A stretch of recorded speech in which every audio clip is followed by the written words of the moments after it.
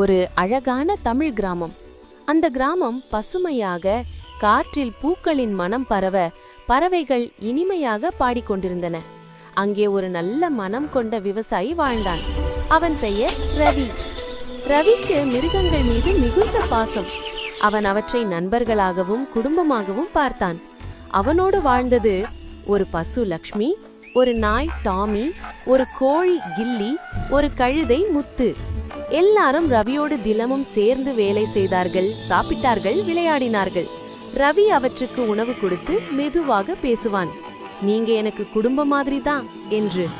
ஒரு நாள் மதியம் வானம் மெதுவாக கருமையாக மாறியது. காற்று வேகமாக வீச ஆரம்பித்தது. சற்று நேரத்தில் மழை கொட்டிக்கொண்டே பெய்யத் தொடங்கியது. ரவி அந்த நேரம் வீட்டில் தூங்கிக் கொண்டிருந்தான். ஆனால் வெளியில் நிலைமை மோசமாக இருந்தது. நதி பெருக்கெடுத்து நீர் கிராமத்தை நோக்கி வந்தது. டாமி அவனை எழுப்ப முயற்சித்தது. பவ் பவ், எழுந்திரு ரவி, ஆபத்து என்று குரைத்தது டாமி. லக்ஷ்மி கதவை தள்ளி திறக்க முயன்றது. கில்லி கூவி கூவி சத்தம் போட்டது. முத்து வலிமையுடன் கதவை உடைத்து திறந்தது. அப்போதுதான் ரவி விழித்தான். அவன் வெளியே பார்த்தான். தண்ணீர் வீட்டுக்குள் நுழைந்து கொண்டிருந்தது. உடனே அவன் மிருகங்களை பார்த்தான். அவைகளின் முகத்தில் அச்சம் இருந்தாலும் துணிவு கூட இருந்தது. அனைவரும் சேர்ந்து ஒரே முடிவு எடுத்தனர். நாமெல்லாம் சேர்ந்து ரவியையும் குழந்தையையும் காப்பாத்தணும் என்று. முத்து வண்டியை இழுத்தது. லக்ஷ்மி பக்கத்தில் நடந்தது.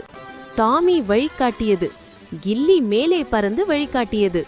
அனைவரும் சேர்ந்து மழை நீரில் நடந்து மலை மேல் பாதுகாப்பான இடத்துக்கு சென்றனர்.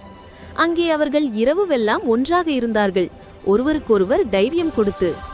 காலை வெளிச்சம் வந்தது. வானத்தில் ஒரு அழகான வானவில். கண்ணீருடன் தனது மிருகங்களை அணைத்து கொண்டு சொன்னான் ரவி, நீங்க இல்லைனா நான் இப்போ உயிரோடு இருக்க மாட்டேன். நீங்க என் உயிர் நண்பர்கள். அந்த நாளுக்கு பிறகு ரவி அந்த மிருகங்களை இன்னும் அதிகமாக நேசித்தான். அவன் ஒவ்வொரு நாளும் அவற்றோடு மகிழ்ச்சியாக இருந்தான். கிராமத்திலும் எல்லோரும் ரவியை பார்த்து இதுதான் உண்மையான நண்பன் என்று சொன்னார்கள். கதையின் நற்பயன்: அன்பும் நம்பிக்கையும் இருந்தால் எதையும் ஜெயிக்கலாம். நல்ல மனம் கொண்டவருக்கு எப்போதும் நல்லது திரும்பி வரும்.